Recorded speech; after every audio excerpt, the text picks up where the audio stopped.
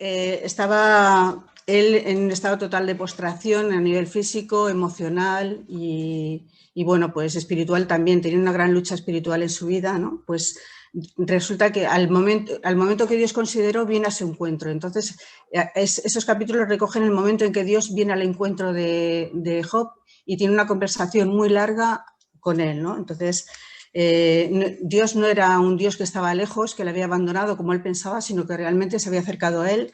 Y pensaba en un texto de un salmo que dice que está cercano Jehová a los que le invocan, a los quebrantados y a los contritos de espíritu, ¿no? Finalmente, Job vio que Dios sí que estaba con él y que Dios está siempre delante de los que se sienten desamparados. Él siempre está a nuestro lado, aunque a veces podamos dudarlo, ¿no? Y nosotros lo sabemos mucho más porque hemos visto el gran amor del Señor, ¿no? A través de Jesús, a través de la obra que ha hecho por nosotros. Así que el versículo 1 comienza diciendo cómo Dios se acerca a Job. Dice que se acerca desde un torbellino. Es curioso que en el Antiguo Testamento muchas de las veces que Dios aparece a través de una tormenta, de un resplandor muy grande, ¿no? Por ejemplo, en Sinaí, cuando Dios dio los mandamientos en el monte de Sinaí, lo hizo así, ¿no? En Éxodo 19, versículos 16 y 18, dice que vinieron truenos, relámpagos y una espesa nube sobre el monte y un sonido de bocina muy fuerte y se estremeció todo el pueblo. Y Dios habló con Moisés y le dio las tablas de la ley. Así, Dios va a hablarle desde esa potencia, ¿no? Yo me imagino los amigos de Job seguramente podrían ver eso, ¿no? Y se quedarían asombrados, ¿no? Como Dios se había acercado a él, el Dios Todopoderoso, se habían acercado a un hombre que ellos estaban diciendo que era un pecador totalmente condenado por Dios y ver que Dios se acercaba, ¿no? El impacto que podía causarles. Bueno, pues el Señor llegó y quiso ayudarle porque Job, en su lucha espiritual, teológica, todo, se estaba empezando a deslizar un poco, ¿no? Y estaba llegando al punto ya de decir, Señor, tú estás obrando con injusticia en mi vida, no está bien lo que estás haciendo conmigo, y le estaba un poco condenando y criticando, diciendo que estaba haciendo las cosas mal. Y Dios, en su misericordia, le iba a corregir para que pudiera ver las cosas de una forma mucho más correcta, más como tenía que ser. Y bueno, pues el Señor le va a hablar, pero el encuentro que Dios va a tener con Job no es el que se esperaba, va a ser un encuentro totalmente distinto. Y bueno, pues Job, Dios no le iba a contestar a ninguna de las preguntas que él tenía planteadas, básicamente no le iba a responder ninguna de esas preguntas, tampoco le iba a decir, mira, estabas equivocado porque lo que te ha pasado es porque, claro, la conversación con Satanás, pues estás equivocado, tampoco eso le hubiera dado muchas soluciones a sus incógnitas. Lo que hace Dios es hacerle muchísimas preguntas a Job. Y además, de hecho, Job es el que quería preguntar a Dios, pero va a ser Dios el que le va a decir a Job que se prepare como un guerrero y que él va a ser el que le va a hablar a él. Y le va a hacer muchas preguntas que le van a dejar mudo porque no va a tener respuestas. En estos versículos hay más de 70 preguntas que le hace Dios a Job, pero no las preguntas que no va a contestar las preguntas que él quería que le contestara. Yo pienso a veces que nosotros también deberemos estar un poco receptivos a lo que el Señor tiene que decirnos en la palabra, ¿no? No querer que el Señor nos diga lo que nosotros queremos, sino saber entender que el Señor a lo mejor a través de la palabra nos va a decir cosas que no nos gustan y que pueden ayudarnos, ¿no? O que nos van a corregir en nuestra concepción de Él. Tenemos que estar abiertos no a nuestras percepciones, sino a lo que Dios nos tiene que enseñar. Bueno, empieza en el versículo 2 diciendo, ¿quién es este que oscurece el consejo con palabras sin conocimiento? ¿No? Le dice, hablando de Job, ¿no? Estás oscureciendo todo y estás hablando sin conocimiento, estás equivocado, ¿no? Porque Job estaba poniendo en tela de duda todas las cosas que decía. Porque, bueno, nosotros no somos quienes para decir a Dios si gobierna mal o bien en las personas y en el mundo. Él sabe las cosas, Él tiene su forma de obrar, su sabiduría, y nosotros nos podemos equivocar muchísimo pensando que tiene que hacerlo de esta o aquella manera. Y pensaba un versículo de Pablo que decía, oh profundidad de las riquezas, de la sabiduría y de la ciencia de Dios, cuán insondables son sus juicios e inescrutables sus caminos. Así que lo correcto es que nos tenemos que someter con humildad a lo que el Señor tiene que decirnos, porque nosotros no podemos alcanzar el pensamiento de Dios, ni mucho menos. Y es lo que Job va a ir viendo a lo largo de este tiempo, ¿no? Pues entonces le dice, yo te preguntaré, tú me contestarás. Y va a utilizar dos discursos. Hay dos discursos principales. El primer discurso que va a hablar con Job son los capítulos 38 a 40, y al final de estos capítulos Job va a reconocer que se ha equivocado y en vez de hablar tanto dice, no tengo nada que decir, voy a tapar mi boca, ¿no? Se da cuenta que tiene que callar. Después, en el segundo discurso, que son los capítulos 40-41, Job se va a arrepentir, va a dar un paso más allá y se va a arrepentir de esa actitud que tenía equivocada delante del Señor. Y pensando en el primer discurso, 38-40, Job va a quedar en su lugar, Dios le va a colocar en su lugar, y el Señor, a través de un lenguaje precioso, poético, que lo podéis leer en los capítulos, que son muy bonitos, ¿no?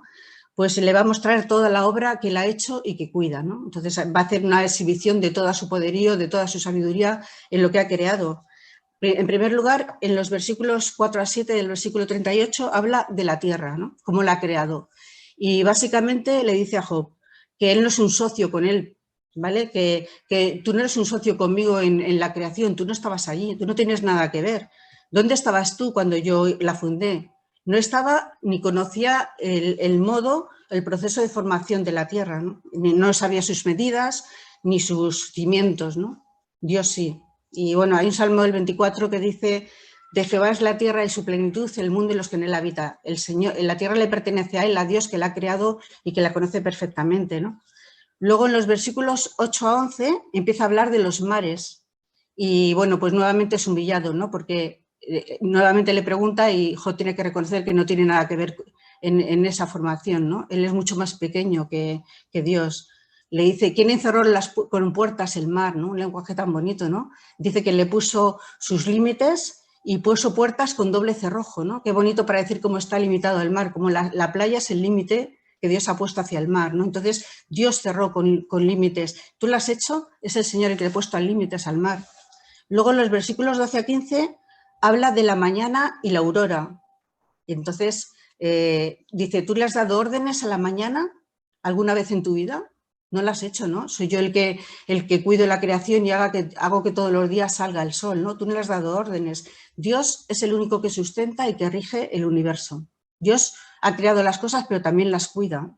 Y Él da órdenes al día y hace que salga el sol por el lugar donde Él quiere que tiene que ir, ¿no? Dice por el lugar donde tiene que ir. Y luego dice que vuelve a su lugar para comenzar otra vez el día, ¿no? Es como que Dios determina que sale el sol y va hacia donde tiene que ir y luego está allí y luego otra vez al día siguiente recorre ese camino, ¿no? Y hay un salmo que lo explica muy bien, ¿no? Que es el Salmo 19, versículos 4-6, dice que en ellos, en el firmamento, el Señor puso un tabernáculo, una tienda, un lugar, ¿no? Para el sol, para que estuviera el sol, ¿no?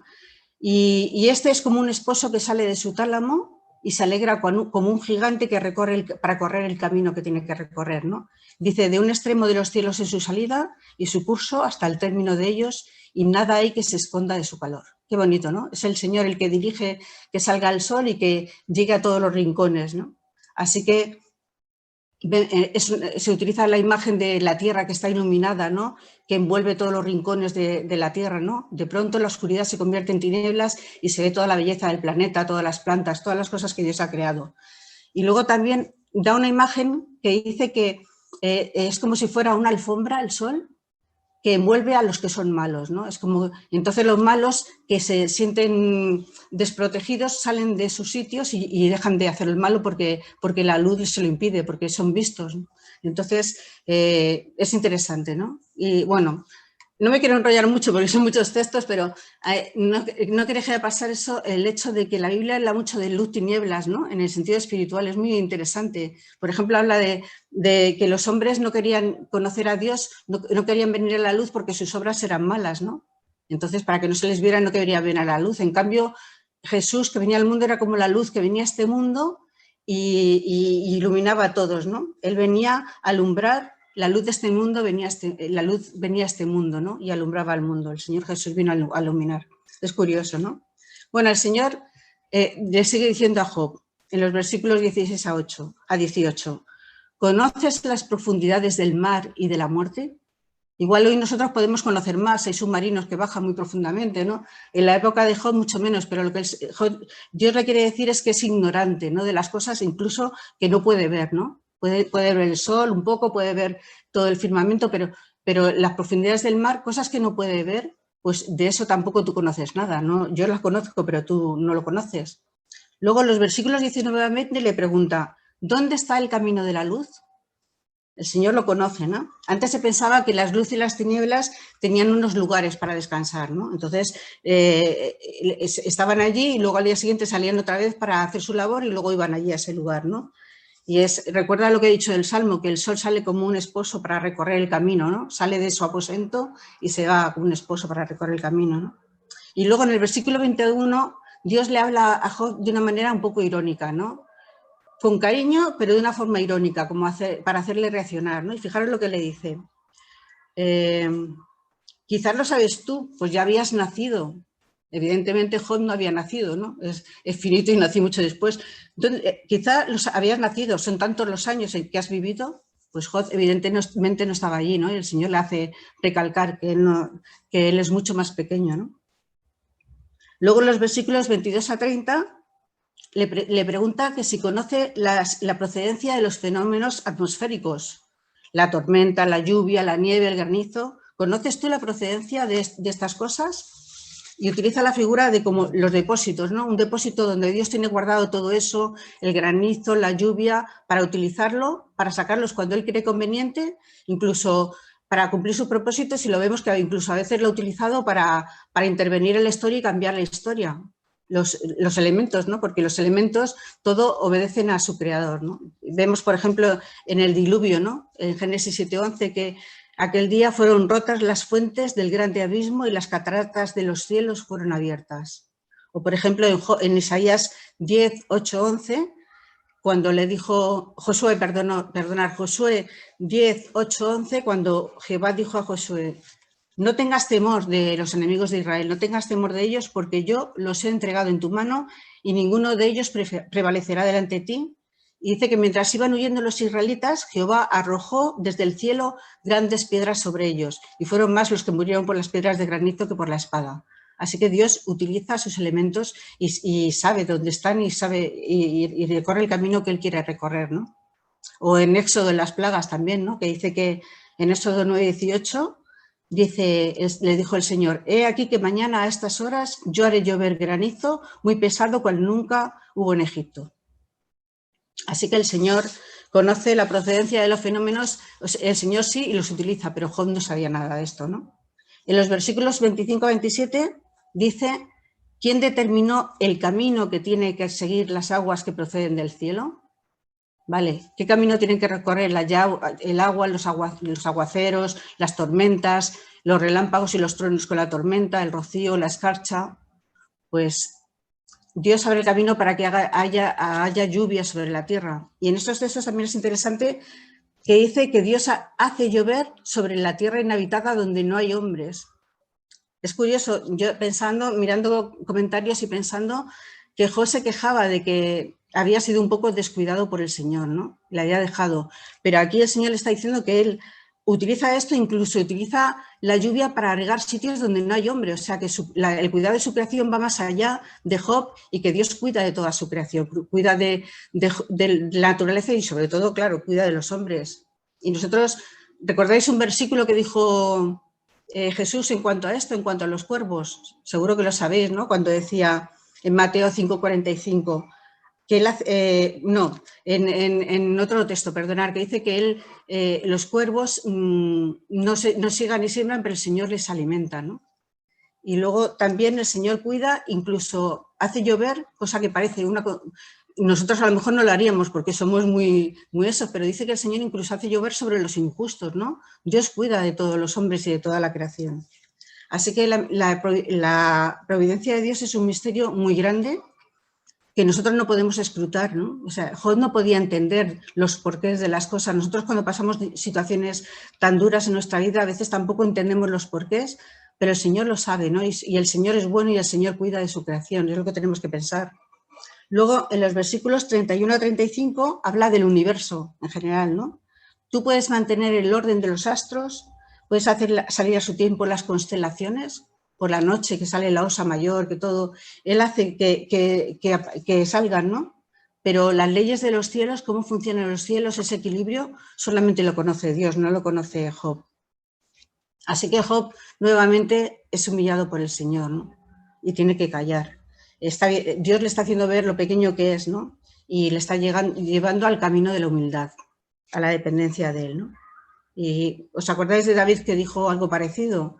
Yo me imagino que esto lo escribió, no sé si Manuel me corrige, pero lo escribió cuando las palabras cuando era pastor de ovejas, ¿no? Cuando antes de llegar a ser rey, dice: cuando veo los cielos, obra de tus dedos, la luna y las estrellas que tú formaste, digo, ¿qué es el hombre para que te acuerdes de él? Pues el Señor cuida de todo eso. ¿Y qué es el hombre ante tanta grandeza? ¿Qué es el hombre ante un Dios tan todopoderoso? ¿Cómo podemos, no? Pues eso es lo que el Señor le está enseñando, pero ahora en el capítulo 38, versículo 39 hasta el capítulo 41, Dios va a hablarle de la creación, pero de la creación de los animales. Yo pienso en los animales, es una bendición tener animales, incluso gatos, ¿no? Pero yo creo que los animales son algo maravilloso que Dios ha puesto en nuestro alrededor, y Dios utiliza la imagen de los animales también para algo que le es cercano a Job también, quizá más, para hacerle ver que también ahí está la sabiduría de Dios, su providencia, su creatividad, su abundancia, su cuidado, ¿no? Y le va a hablar sobre ello. Por ejemplo, versículos 39 a 41 habla del león y el cuervo. ¿Tú vas a cazar la presa para el león o vas a saciar de hambre a sus cachorros? ¿Quién prepara al cuervo su alimento? Entonces, él está diciendo: yo cuido de los animales, tú no lo haces esto, ¿no? Pero yo cuido de los animales, de cualquier tipo de animal, de un león y un cuervo, ¿no? El rey de la selva, un cuervo pequeñito también les alimenta, ¿no? Y caza para ellos, busca que tengan alimento. Bueno, el versículo que os decía antes, que está relacionado también con esto, es eso, ¿no? Que lo de los cuervos, ¿no? Que ni siembran ni siegan, pero Dios les da todo lo que necesitan, ¿no? Y luego el Salmo 34, versículos 8 a 10, también dice: gustad y ved que es bueno Jehová. Es una reflexión, ¿no? del autor de este salmo. Dichoso el hombre que confía en él. Los leoncillos necesitan y tienen hambre, pero los que buscan a Jehová no tendrán falta de ningún bien. Así que podemos estar confiados en nuestro Dios porque es bueno siempre, ¿no? Y siempre nos va a dar lo que necesitamos. Hay un salmo que dice: desde el cabo de la tierra clamaré a ti cuando mi corazón te desmayare. Qué bonito, ¿no? Cuando ya no pueda más, cuando me sienta que no puedo más, esté donde esté, en lo más profundo, en cualquier sitio, clamaré a ti, ¿no? Porque sabía que Él nos oye, ¿no? O el salmo que dice: el que habita al abrigo del Altísimo morará bajo la sombra del Omnipotente. Así que tenemos muchas razones para que en los momentos duros de nuestra vida podamos poner nuestra vida confiados en sus manos, que son poderosas y que son amorosas. Y Job estaba viendo que Dios le amaba, ¿no? Y le estaba mostrando todo esto. Luego, el capítulo 39, versículos 1 a 4, habla de las cabras montesas y los ciervos, animales preciosos, ¿no? Que cuando podemos verlo por la montaña, pues nos encanta, ¿no? Ellos son animales totalmente libres, y también le dice a Job: tú estás pendiente de cuando sus preñeces y de cómo nacen las crías y cómo crecen. No, pero yo sé todo esto, ¿no? Habla también en los versículos 13 a 25 del avestruz y el caballo. Dos animales totalmente distintos, ¿no? Entonces le dice: ¿tú has dado esas características personales a estos animales? ¿Eres tú el que ha dado esas características tan peculiares? Pues no. Y el avestruz, como sabéis, tiene fama de ser un animal que, pues muy torpe, ¿no? Y falto de sabiduría. Dice que Dios le dio falta de conocimiento, falta de sabiduría. Lo hizo así porque quiso, ¿no? Y sus alas no sirven para volar, pero en cambio dice que cuando levanta las alas es capaz de correr 67 kilómetros por hora el avestruz. O sea que ¿Dios se equivocó al crear el avestruz? Pues no. Dios tenía sus propósitos para crear un animal que podemos decir: qué animal tan tonto, ¿no? Que se le critica porque deja los huevos ahí para que los mate cualquiera, ¿no? Que luego hay varias explicaciones sobre eso, ¿no? Pero la verdad es que ha creado al avestruz porque ha querido hacerlo así en su sabiduría, y a la vez lo contrasta con el caballo, ¿no? No, perdonar. Sí. El caballo, estaba mirando. El caballo es un animal, es precioso, a mí es uno de los animales que más me gustan, ¿no? Y habla Dios de la fortaleza que tiene el caballo, de su belleza. Dice que ¿quién ha engalanado su cuello de crines, ¿no? En los crines de los caballos, que son tan bonitos, pues Dios lo ha engalanado, ¿no? Y habla de su energía, porque dice que escarba la tierra y se alegra con su fuerza, ¿no? Es valiente, ¿no? Es un animal valiente utilizado para las guerras y las batallas. Pues Dios hizo a ambos animales muy diferentes. Luego en los 26 al 30 habla del halcón y del águila. Dice, ¿acaso vuelan por tu sabiduría? ¿Es por tu mandato que el águila se levanta tan alto y pone sus nidos en los lugares más profundos? Perdona.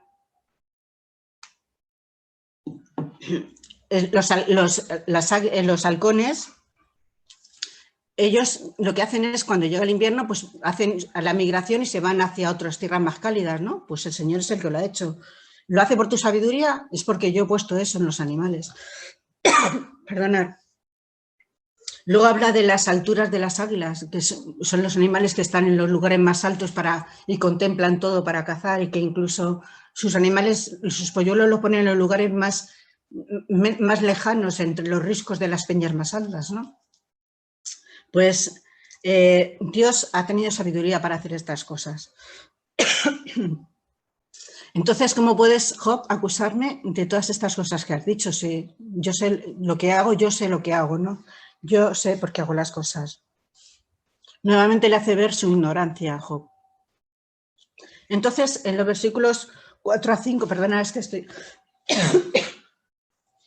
Los versículos 4 y 5 de este capítulo, ¿cuál es la respuesta de Job? ¿Lo veis? No hay respuesta, hay silencio. Hay un silencio total. Tantas cosas que decía Job y que quería decir al Señor y de pronto ha quedado callado. Y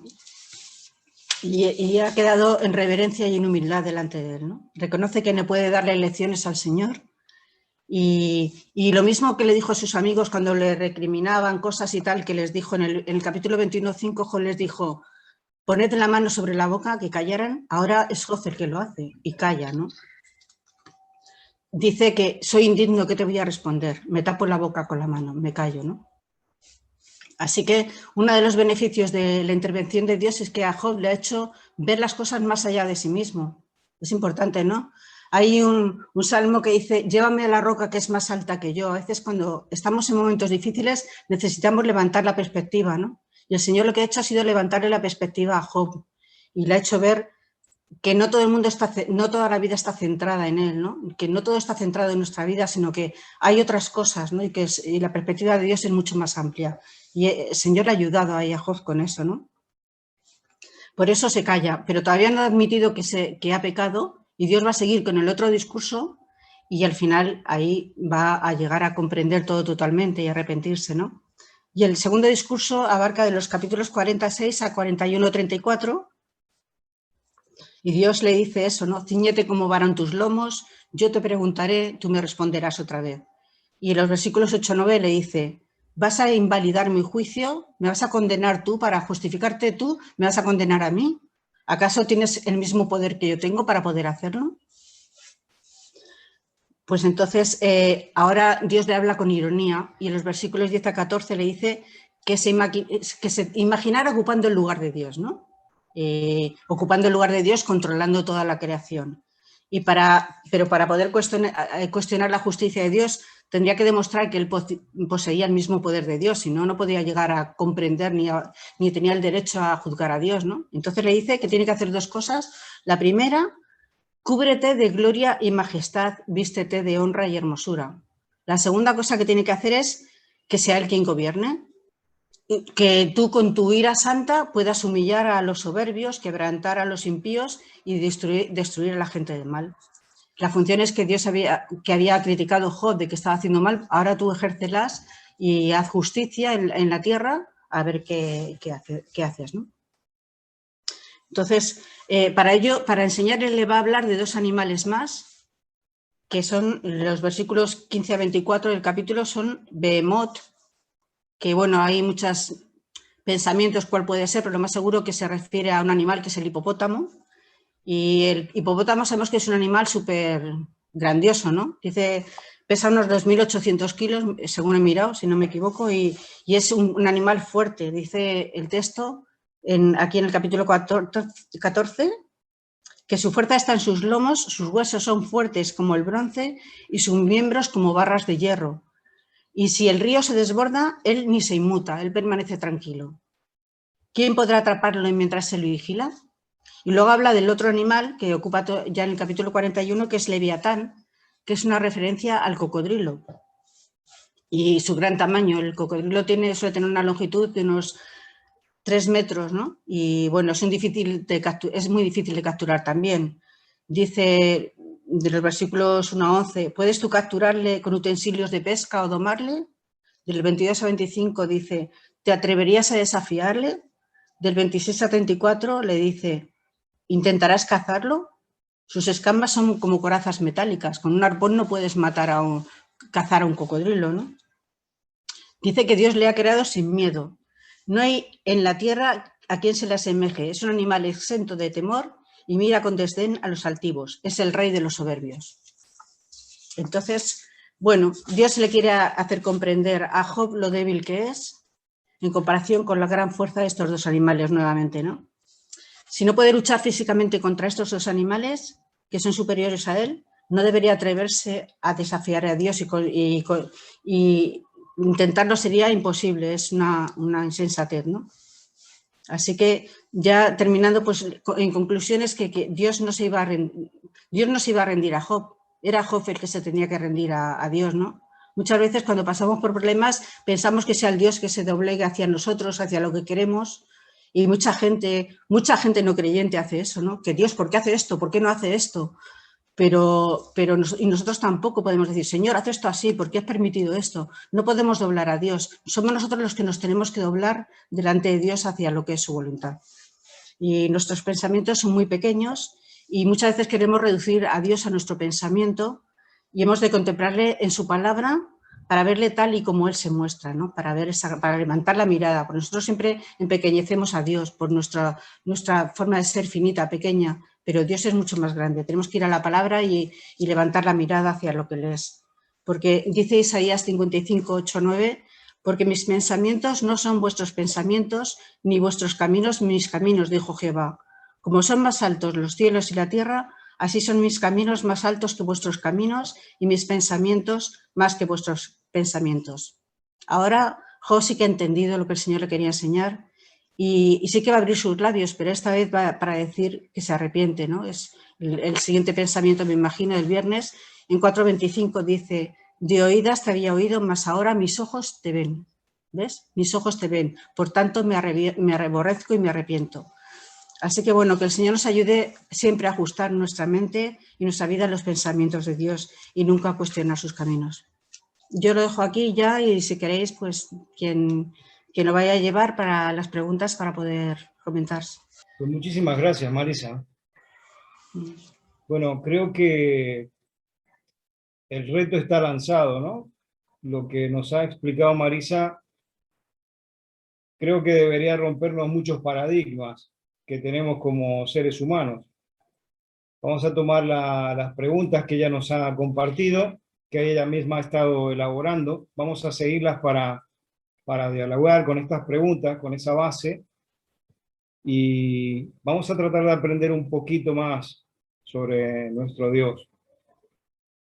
Los que llevamos mucho tiempo en el camino cristiano, cuando tenemos una meditación como la de esta tarde, es importante, ¿eh? Porque a veces pensamos que sabemos más de lo que en realidad es, ¿no? Y bueno, gracias Marisa, porque nos ayuda lo que nos has comentado a abrir un poquito más, ¿no? La mente, nuestra visión espiritual del Dios tan grande que tenemos, como Job lo ha visto, ¿no? En estos 2 capítulos que nos has comentado, ese discurso, ese mensaje de Dios hacia Job. Vamos a tomar las preguntas que ella nos ha dejado para abrir el diálogo, animarse, porque somos poquitos. Entonces, a través del diálogo, que tiene que ser algo natural, vamos a ir sobre el primer planteamiento que nos hace Marisa. ¿Cuál era el propósito de las palabras de Dios a Job en estos 2 capítulos? O sea, ¿qué objetivo tenía el mensaje que el Señor le ha dado a Job en estos 2 capítulos? ¿Quién se anima a abrir el diálogo y y comentarlo desde su punto de vista. Yo misma. Gracias, Merche, adelante. Pues siento mucho, Marisa, haberme perdido gran parte de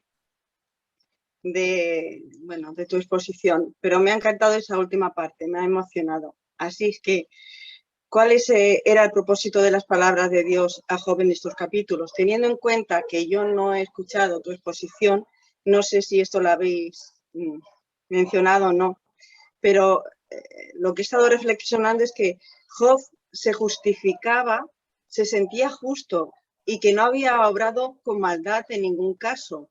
Esto lo hemos comentado en otras ocasiones y a mí también me chocaba mucho. Pero el capítulo 31 dice: hice pacto con mis ojos para no pecar. Péseme Dios en balanza de justicia y conocerá mi integridad. Si estuve acechando a la puerta de mi prójimo, muela para otro mi mujer. Para él se sentía justo delante de Dios. Y no hay nadie en este mundo que pueda justificarse ante Dios y su santidad. Dios quería que Job comprendiese, como vemos en el capítulo 38, versículo 2, ¿quién es ese que oscurece el consejo? Y realmente Job entendió, porque en el capítulo 40, en el versículo 4, dice: he aquí que soy vil, y como decía ahora Marisa, me aborrezco. Bueno, el capítulo 44 dice: he aquí que soy vil, mi mano pongo sobre mi boca. No quería hablar más. Se sentía mal, se sentía como lo que somos los humanos. Dice: una vez hablé, mas no responderé. Y vuelvo a decir lo que decía Marisa: me aborrezco. Llega a la conclusión Job de que se aborrecía delante del Señor, de su justicia, de su santidad. Y Dios pretendía que Job entendiese, como decía Marisa ahora, que no nos podemos poner a su nivel, sería limitarle a él totalmente. Nosotros no tenemos esa capacidad. Gracias. Pues gracias, Merche. ¿Alguien más que quiere aportar? Pues a mí hay dos cosas que me llaman mucho la atención de este pasaje largo. Una cuestión que me llama mucho la atención es que el Señor habla solamente con Job y no habla de sus amigos ni habla de otras cosas. Me recordaba ese pasaje en Juan cuando Pedro le dice: Señor, ¿y este discípulo? Y el Señor dice: bueno, si yo quiero que él quede hasta que yo vuelva, aquí sígueme tú. O sea, el Señor trata con cada corazón, con cada persona, y lo que debemos es confiar en él. Y creo que en las preguntas, todo lo que el Señor le muestra es pues su majestad, su conocimiento, su obra justa, y en eso debía confiar Job. Pero otra cosa que me llama la...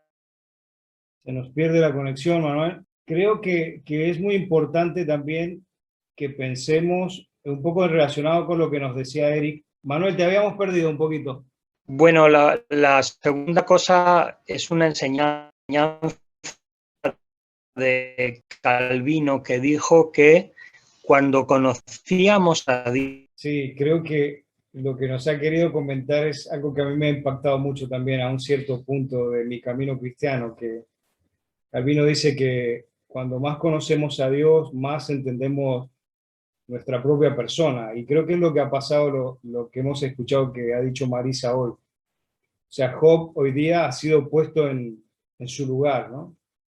El Señor al hablarle, también eso es extraordinario, pensando en lo que nos comentaba Eric el domingo, ¿no? Esa persona trinitaria de Dios, un Dios relacional, y cómo lo vemos aquí comunicando con Job, su criatura, y le está hablando con amor y lo está poniendo en conocimiento de quién es él, se está revelando y le está poniendo en su lugar, que como nos dijo en un momento también Marisa, nosotros tendemos a ser el centro del universo y Dios le está quitando aquí de esa posición, ¿no? A Job. Vamos a la segunda pregunta.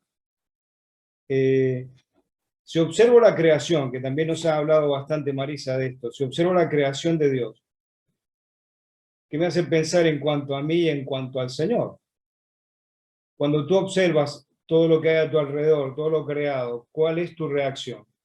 Yo cada vez que voy a Andorra o por ahí veo las montañas, la verdad es que la sensación que me da es de pequeñez y la grandeza, la belleza, la inmensidad, es que me sobrecoge y yo creo que es eso, vemos tanta grandeza de Dios, tanta maravilla y nosotros somos tan pequeñitos en medio de todo eso que a mí me impresiona, pero bueno, ya. Sí, Ahí, o Marc. sea, bueno, yo lo relaciono mucho con mi carrera, ¿no? Porque hay una serie de proporciones en la naturaleza. Hay una cosa que se llama la proporción áurea, que se repite en muchos elementos de la naturaleza. Incluso nuestro cuerpo está proporcionado con la proporción áurea. De hecho, se le llama la proporción divina, la proporción de Dios, porque es una proporción es una relación entre dos distancias, ¿no? Por eso el versículo 5 me hacía gracia, ¿no? Dice, seguramente sabes quién estableció sus dimensiones y quién entendió sobre ella la cinta de medir, ¿no? Tiene mucha relación con lo que yo estudio, porque a veces pensamos o la gente se cree que vivimos en un mundo arbitrario, que no tiene proporciones, que no tiene medidas, cuando es todo lo contrario, ¿no? En mi carrera yo he visto eso. Me dieron una charla sobre la proporción áurea y me descubrieron, hay muchos arquitectos y hay muchas obras de arquitectura como el Partenón de Atenas o, por ejemplo, hay otras grandes obras de arquitectura que otras civilizaciones como las pirámides también que utilizaban esa proporción, ¿no? Es una proporción que está en muchos sitios, así que ese argumento, ¿no? De decir, bueno, si tiene una proporción, si hay una medida exacta para eso, eso es que tiene que haber un arquitecto detrás o un diseñador, ¿no? Como en mi caso sería. Así que, bueno, yo creo que cuando vemos la naturaleza, aparte de los sentimientos que nos puede proporcionar, de grandeza, de ver como cuando observas un cuadro que hay un autor detrás o hay alguien que lo ha diseñado o un objeto, pues en el caso de la arquitectura pasa lo mismo y en el caso de la naturaleza pues nos puede pasar lo mismo. Que parece algo que es arbitrario, que no tiene ningún sentido, pero si indagas un poco observas el diseño de Dios en ello. Pues muchas gracias, Marc. Sí, creo que es muy buena la reacción que has tenido, porque así como tú lo ves en la arquitectura, me acuerdo hace pocos años hablando con un hermano que estudia fisioterapeuta, entonces me decía que estudiando todos los músculos del cuerpo, todos los huesos, cómo están compuestos, o sea, se quedaba maravillado, ¿no? Cómo está hecho y pensado el diseño de un cuerpo humano. Con toda la precisión, ¿no? Y una obra de ingeniería tremenda, ¿no? Entonces, al mirar la creación, yo creo que también entra a tallar lo que es nuestra fe lógica y razonable, que vemos el diseño de todo lo creado, ¿no? Que no podemos, o sea, no admitimos el que todo ha sido hecho por casualidad, ¿no? Como argumenta la postura que es opuesta a lo que nosotros creemos, ¿no? Que hay un diseño, que hay una inteligencia que es, en este caso, el Señor Jesucristo. Y bueno, es un poco lo que nos ha llevado a pensar Marisa. La pregunta 3 dice, ¿por qué no es correcto cuestionar a Dios? ¿Qué piensas tú? Cuando te pasa algo que no entiendes, como le estaba sucediendo a Job, ¿no? Hoy me gustaría participar bastante porque, bueno, es como que me tientas un poco, me tientas a explicar cosas, ¿no? Así que, bueno, explicaré un poco una experiencia personal que tuve con Dios, ¿no? A veces, como las películas, ¿no? Como David, por ejemplo, hablaba con Dios en los Salmos, a mí me ha pasado alguna vez de cabrearme con el Señor, ¿no? De enfadarme, de decir, bueno, Señor, ¿qué estás haciendo con esto que veo que, bueno, me pasó en caso una situación en que el Señor introdujo algo, veíamos que algo estaba de su mano, habíamos puesto, era una cuestión familiar, habíamos puesto dinero, habíamos puesto ganas, veíamos que el Señor lo bendecía desde un inicio y luego empiezan a surgir problemas, y uno detrás de otro, y cada vez más gordo. y dices, bueno, Señor, pero ¿qué está pasando con esto? O sea, tú empezaste y ahora no lo quieres terminar, o cómo, ¿qué pasa con esto? No lo acabo de entender. Bueno, entonces estuve unos días, como decimos en catalán, cafricat, ¿no? Cafricat, en eso de discutiendo yo con el Señor y diciéndole, mira, ¿qué estás haciendo? Que estás perdiendo el control sobre esto, que hay la posibilidad de perder el dinero, de perder no solo el dinero, la energía, las ganas que le hemos echado a esto. ¿Y dónde estás tú para moverte? ¿Qué pasa si con una mano puedes cambiar esto, ¿no? Y creo que a veces tendemos a pensar o a no explicar estos trances o estos capítulos. Tendemos a tener la visión o la cara de creyente amable y no, el Señor lo puede todo y no sé qué. Pues yo lo digo, yo soy sincero, yo me cabreo y me he cabreado con el Señor alguna vez. Decir, bueno, ¿qué está pasando aquí? Bueno, pues una buena amiga me dijo que hasta que no hincara la rodilla el Señor no me escucharía. Bueno, pues yo oraba, pero oraba, decía, yo estoy orando, pero el Señor no me escucha. Bueno, oraba delante del ordenador, oraba cuando como.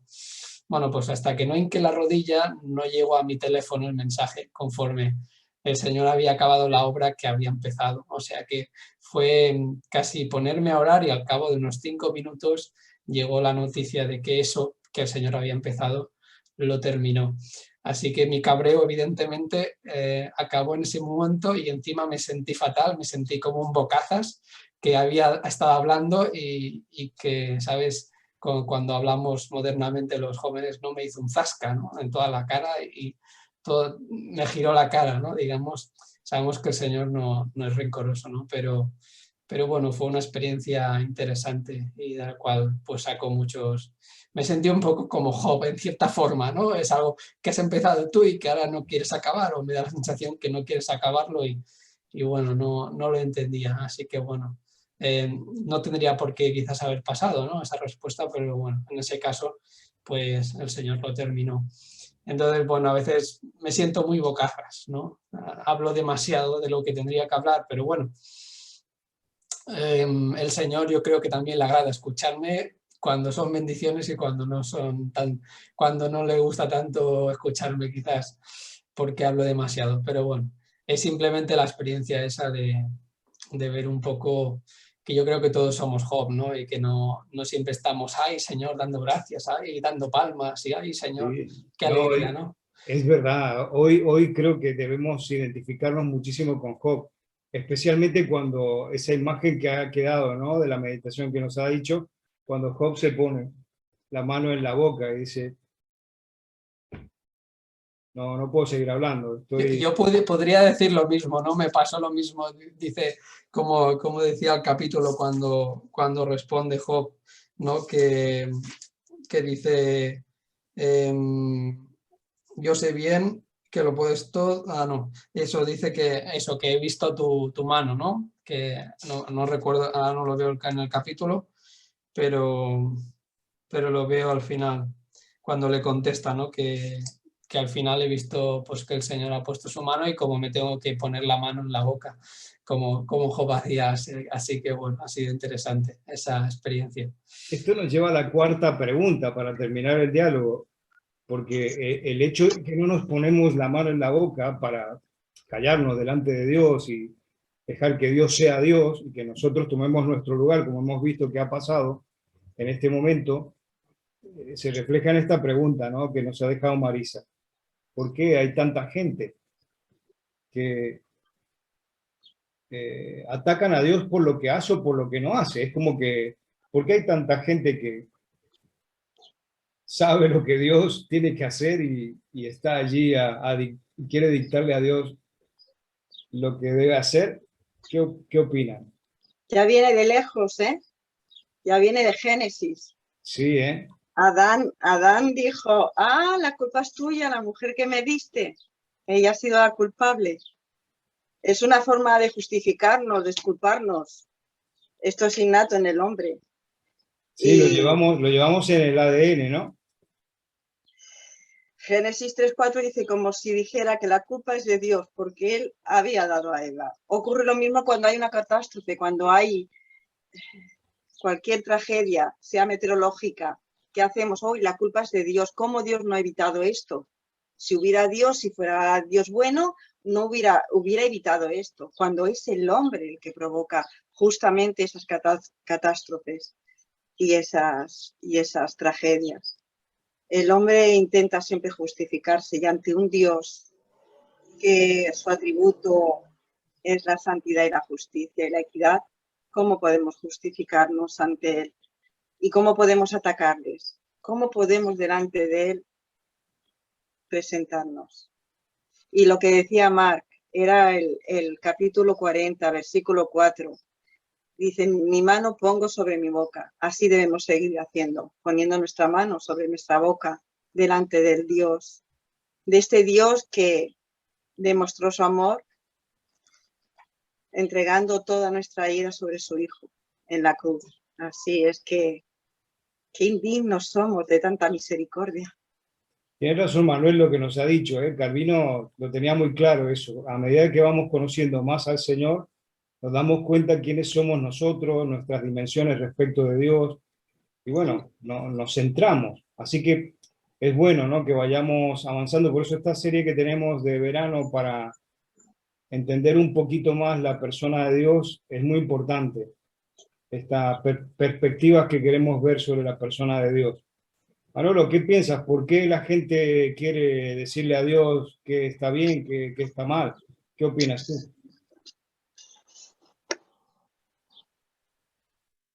Yo personalmente, espero no meter la pata, personalmente creo que Dios nos quiere a todos por igual, mientras que estemos en esta tierra vivos.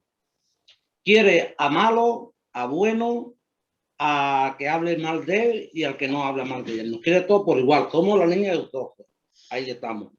Pero él nos espera donde nos tiene que esperar y ahí es donde él nos va a poner las cosas en su sitio. Ahora mismo, ¿por qué? Porque si Dios castiga al que habla malmente de él o apremia esta vida al que habla bien de él, seríamos todos muy buenos. Entonces nos dio a elegir. No sé si yo me comprendo, no sé si me habéis comprendido. No te preocupes, queremos simplemente compartir el diálogo. José, ¿qué piensas tú? No, yo lo que pienso es que lo que todo el mundo de una forma natural lo que piensa es que cuando le pasa algo, pues para él siempre tiene que ser lo mejor, para todo lo que tiene que pasar es lo mejor para él, lógico, ¿no? En cierto modo todos pensamos así, pero el Señor lo que hace es que no, supongo que lo que pienso es que él no quiere meterse, bueno, no quiere que seamos una especie de máquinas, ¿no? Que todo lo que hagamos, o sea, pues sea simplemente porque le decimos las cosas a él y él nos soluciona todos los problemas, ¿no? O que seamos una especie de niños mimados también o algo así, ¿no? Simplemente somos personas que él nos ama, pero que nos ha dado toda la libertad del mundo para poder hacer todas las cosas que queramos. Y está claro que siempre que hacemos las cosas, como él nos las dice, pues normalmente o casi siempre nos salen mejor las cosas que cuando hacemos las cosas que no hace, que él dice que no hagamos, ¿no? O sea, siempre que actuamos conforme a su palabra, el Señor, en cierto modo, las cosas salen mejor. O sea, ahora el Señor también sabe por qué nos puede poner problemas o puede ponernos pruebas, o como ha pasado con Job, ¿no? Nunca sabemos por qué lo hace, pero normalmente cuando Él nos dice que no hagamos una cosa es por algo que no hay que hacer. Y si nos dice que hagamos algo, pues también, ¿no? O sea que pienso que el que pasen cosas depende más de nosotros también que del Señor. Bueno, que del Señor, que el Señor actúe en cierto modo para provocar las cosas malas o buenas. Por supuesto que el Señor tiene toda la libertad del mundo para hacer lo que venga bien con nosotros, pero también nos ha dado mucha libertad, ¿no? Para que lo que hagamos o lo que dejemos de hacer, pues esté en cierto modo para ver si está bien o mal. No sé. Me he perdido el estudio de Marisa y no sé muy bien por dónde iban mucho los tiros. Pero... Está bien. También creo que la pregunta 4 está relacionada con lo que decíamos antes, ¿no? Tendemos a atacar a Dios cuando las cosas no salen como nosotros queremos. Uh-huh. Nosotros tenemos una idea de cómo deberían ser las cosas, unas expectativas, y si no salen así, tendemos a atacar a Dios. Pero eso es un problema que tiene que ver con lo que decíamos antes, lo que decía Merche. Tenemos en nuestra naturaleza el pecado, esa rebelión, ese egoísmo, que lo tenemos, está allí. Por más que llevemos años en la iglesia, el Señor está trabajando para quitarnos eso. Pero entonces esta tarde es bueno que lo pensemos, porque si muchas veces te suceden cosas como a Job, que no entiendes, que no sabes por qué te están acaeciendo, entonces Dios tiene el control, es lo que estamos viendo como una gran perla, ¿no?, del libro de Job. Dios tiene el control, no lo pierde, es soberano.